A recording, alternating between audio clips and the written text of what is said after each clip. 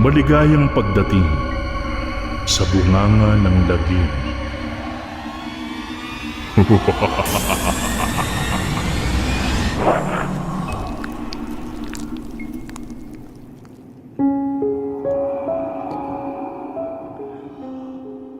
Katatapos lang magdilig ni Ronnie ng mga halaman sa bago niyang nilipatang simbahan bilang isang caretaker. Hindi siya pamilyar sa mga tao ron dahil nirekomenda lang siya doon ng tiyuhin niya na isa ring caretaker ng simbahan sa ibang nayon. Wala pa rin kasing mga paring nadedestino at nakatira sa simbahang yon, kaya kailangan talagang may mga siwa doon, lalo na sa gabi. Salat sa buhay si Ronnie. Wala siyang kapatid at matagal nang namayapa ang nanay niya. Ang tanging kadugo niya na lang ay ang tatay niya, na naninirahan naman sa isa niyang tiyahin na nasa Maynila. Hindi rin tapos ng pag-aaral si Ronnie, kaya naman kinuha siya ng tiyuhin niya. Matapang na bata si Ronnie. Walang inuurungan at walang kinatatakutan sa buhay. At ang mga katangian niyang iyon, ang tangi niyang inaasahan para makapaghanap buhay at makapagpadala ng pera sa tatay niya. Sa tulong ng isang sakristan, sinimulang libutin ni Ronnie ang paligid ng simbahan para maging pamilyar siya sa lugar na kanyang tutuluyan at babantayan ng isang buong taon. Nagkukwento ang sakristan tungkol sa mga paring na destino na noon sa simbahang yon, pati na ang plano ng mayor doon na iparenovate ang natatanging simbahan sa lugar na yon. Napansin niya na napakaraming ginto at tansong mga kagamitan na nakapalibot sa altar. Mga rebulto, mga santo, at kung ano-ano pa. Wala namang kaso kay Ronnie ang mga yon. Pero napansin niya na masyado ng luma ang mga yon at halos hindi na madaling makilala ang iba. Pakiwari niya, panahon pa ng Kastila nang ginawa ang mga imaheng yon. Naisip ni Ronnie na kailangan niyang ayusin at linising mabuti ang mga yon para naman maging maaliwalas ang itsura ng buong simbahan sa susunod na mga misa. 8:00 na ng gabi. Wala nang taong makikita sa labas ng simbahan. Umalis na rin ang pare at mga sakristan pagkatapos ng ginanap na misa. Nabalot na ng katahimikan ang lugar na yon. Nagsimula na mag-asikaso si Ronnie ng mga gagamitin niya sa kanyang pagtulog. Napagpasyahan niyang matulog sa isa sa mga upuan ng simbahan. Papikit na sana ang binatilyo nang may kumatok ng 2 beses sa harapang pinto ng simbahan. Bigla siyang napaisip. Isa kayang pari yun na gustong kumustahin ang lagay niya at ng simbahan? O isang magnanakaw na may masamang balak sa sagradong lugar? Agad namang nagsiguro si Ronnie at kumuha ng kalaykay bilang pananggalang niya sakaling masasamang loob ang nasa likod ng pinto. Sa kabila ng katapangan niya, nakaramdam siya ng pangangatog ng mga oras na yon at naging mapanuri.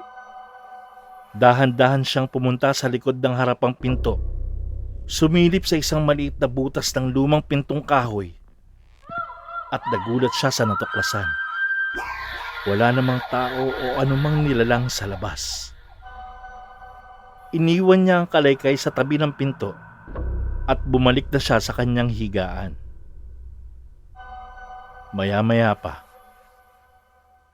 hindi pa rin mawala sa isip ni Ronnie ang nangyari. Ayaw niyang matakot dahil parte yun ang trabaho niya. Kasi simula pa lang niya sa tungkulin niyang yon at naisip niya na kailangan niyang sanayin ang sarili sa mga ganitong tagpo. Kaya kahit kakaibang nararamdaman niya, pinilit niyang matulog dahil kailangan niyang bumangon ng maaga para mag-ayos at maglinis ng simbahan kinabukasan. Sa wakas, dinapuan na rin siya ng antok. Unti-unti na siyang nakakatulog nang bigla na namang may kumatok sa pinto ng simbahan. Napabalikwas si Ronnie at aburidong kumilos para tignang muli kung sino ang kumakatok. Pero bago pa man siya makarating sa pinto, narinig niyang unti-unting bumubukas ang metal na tabernakulo.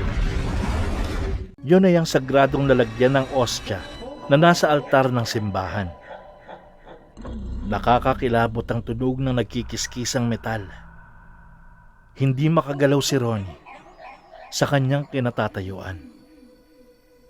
Pagkatapos niyang masaksihan ang pangyayaring yun, nagmadali siyang kunin ng kalaykay at nagdasal ng pabulong.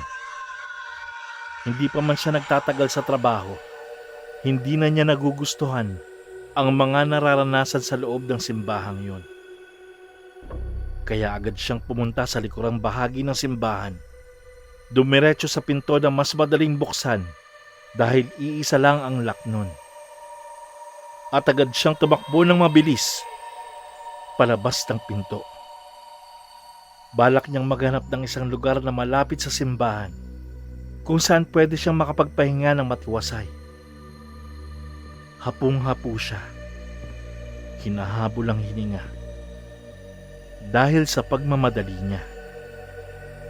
Habang nakabaluktot ang katawan at nakahawak ang mga braso sa magkabilang tuhod dahil sa paghingal, meron siyang naaninag na imahe sa bandang kanan niya. Nakita niya ang isang matangkad at maputing pari nakaupo sa isang upuan sa halamanan. Nagtataka siya. Anong ginagawa ng isang pari sa lugar na yon sa 10 oras ng gabi? At bakit hindi man lang siya pumasok sa loob ng simbahan? Dahan-dahan niyang nilapitan ang matangkad na pari para tanungin. Napansin ni Ronnie na hindi man lang gumagalaw ang paring yon. Nakayuko lang at nakatingin sa lupa mula sa kinauupuan niya. Nang nakalapit na siya, agad niyang tinapik sa balikat ang pari at tinanong, "Father, ano pong ginagawa niyo rito sa labas ng simbahan? Gabing-gabi na po ah." Sa pagtatanong niyang yon, napansin niyang parang may mali at talagang may kakaiba sa pari na yon. Laking gulat ni Ronnie nang malaman niya na ang inaakala niyang nakayukong pari ay hindi pala talaga nakayuko, kundi walang ulo. Isa pala siyang paring pugot. Biglang tumayo yun sa harap niya. Napakatangkad niya at hindi pangkaraniwan ang kulay ng balat. Napaupo si Ronnie at nagsisigaw sa sobrang takot. Nabitawan niya ang hawak niyang kalaykay. Ang walang inuurungan at walang kinatatakutan na si Ronnie, bigla na lang naihi sa kanyang salawan. Humarap sa kanya ang paring pugot at naglakad papalapit sa kanya. Dire-diretso lang hanggang tumagos sa kanya. Para siyang nagyelo sa kinatatayuan niya. Hindi siya makagalaw. Walang magawa kundi ang pagmasdan ng paring pugot na diretso pa rin naglalakad sa direksyon ng simbahan. Nang bigla na lang itong tumagos sa pader at tuluyan ng nawala na parang bula. Nanginginig at patuloy sa pag-iyak si Ronnie. Napapikit siya at napaupo sa lupa dun mismo sa halamanan. Sa pagkakaupo niya, may kakaiba siyang naramdaman. Para kasing malamig ang kung anong naupuan niya. At nakumpirma niya na hindi siya nakaupo sa damuhan, kundi sa isang maliit na tila sementadong bagay. Kinapa niya yon habang nakapikit. At muli siyang binalot ng matinding takot. Halos mapasigaw siya nang malaman niyang hindi pala pangkaraniwang semento o bato ang naupuan niya, kundi puntod ng mga pari at madring pinugutan ng ulo nung panahon ng mga Hapon. Agad siyang nagtatakbo palayo sa simbahan hanggang sa napadpad siya sa maliit na kubo sa isang liblib na lugar na hindi naman kalayuan sa simbahan. At doon na niya napagpasyahang magpahinga. Kinabukasan, nagpaalam si Ronnie sa mga paring regular na nagpapalitan para magmisa sa simbahang yun. Sinabi niyang hindi na niya kayang magbantay doon dahil may kagimbal-gimbal palang nakaraan ng simbahan na yun at nagpaparamdam sa kanya ang mga biktima ng pagpatay doon. Binanggit ng isang pare na panglima na siyang naging tagapagbantay ng simbahan na yon na hindi nakatagal sa tungkulin. Ramdam ni Ronnie sa mga paring yon ang pagkalungkot at pagkadismaya dahil umasa na ang mga paring yon na siya na talaga magtatagal sa pagiging katiwala ng simbahan na yon. Pero dahil sa naranasan, hindi na talaga kaya ni Ronnie ang trabahong yon. Nasabi niya pa sa sarili na mas importante ang buhay niya kesa sa perang matatanggap niya mula sa trabahong yun. Nagbiglang napaisip si Ronnie. Nagkaroon siya ng interes na magtanong sa mga pari kung ganun din ba ang naranasan ng naunang 4 na tagapagbantay, kaya nagpa siya rin silang tumigil at talikuran ng trabaho. Matatanda na kasi sila, iho. Nangamatay sila. Inatake sila sa puso at walang nakakaalam kung bakit nangyari sa kanila yon. Pero ngayong naranasan at nasaksihan mo na ang lahat, masasabi namin na siguro nga yun talaga ang dahilan kung bakit nangyari yun sa kanila. Sagot ng isa sa mga pare na si Father Patrick, na mahahalata ang kalungkutan sa kanyang mukha. Ikinuwento rin ng mga pare na masalimuot ang nakaraan ng mga naunang pare at madre na tumira sa simbahan na yon.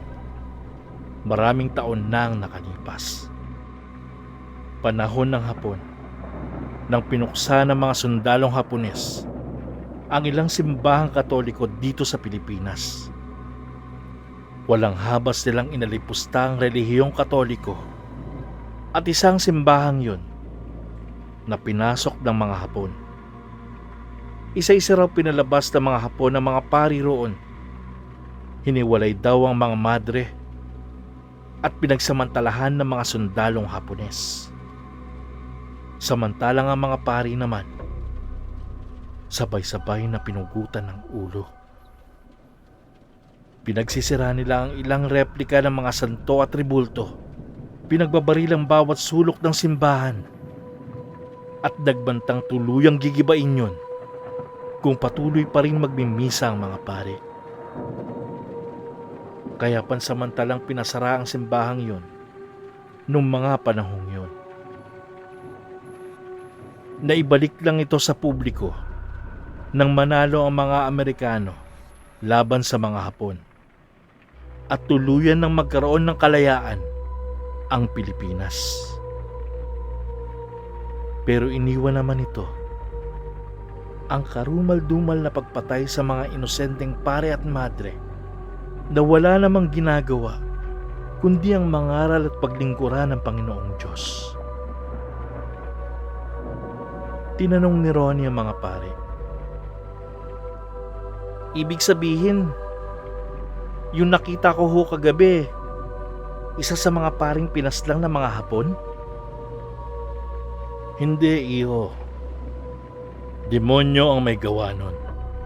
Nagbabalat kayo para katakutan mo ang simbahang ito at baluktutin ang iyong paniniwala.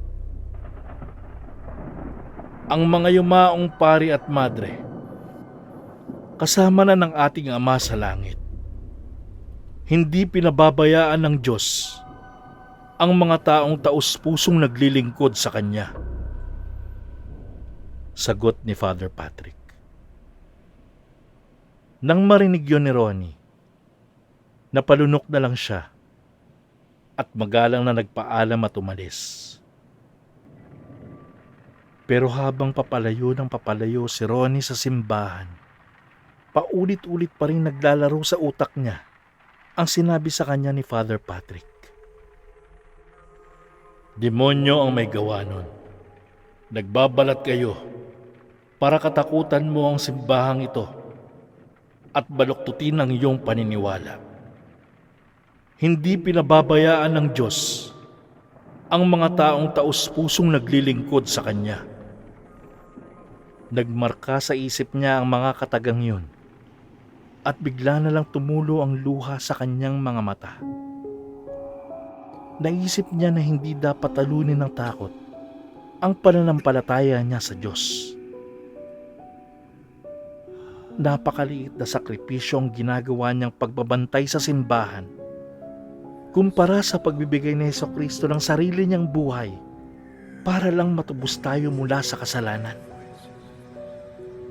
Kinabukasan, laking gulat ng mga pari na makita uli nila si Ronnie sa simbahan. Sinabi niya na nagbarka sa utak niya ang mga sinabi ni Father Patrick. Wala pong dapat maging hadlang sa paglilingkod sa Diyos. Lalong-lalo na ang takot na kadalasan likha na rin ng sariling kaisipan. Sabi niyo nga, Father, hindi niya pinababayaan ang mga taong taus-pusong naglilingkod sa Kanya. Kaya nagbalik ho ako rito para tulungan kayo makapaglingkod ng maayos sa ating kapwa, lalong-lalo na sa Diyos. At sa mga sumunod na gabi ng pananatili ni Ronnie sa loob ng simbahan, patuloy pa rin siyang nakaririnig ng mga kakaibang bagay sa oras ng pagtulog niya. Pero sa tulong na rin ng Diyos, bumalik ang dating niyang pag-uugali na walang inuurungan at walang kinatatakutan sa buhay. Lalo na't sa mga oras na yon, lalo siyang pinalakas ng kanyang pananampalataya.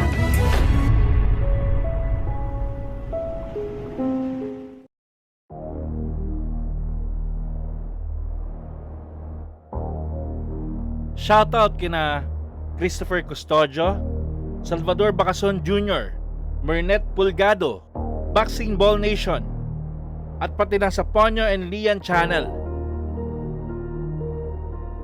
And guys, please support din pala yung mga kasama kong voice actors na meron ding horror stories. At bilang pasasalamat, meron akong bonus clip para sa inyo. Panoorin nyo.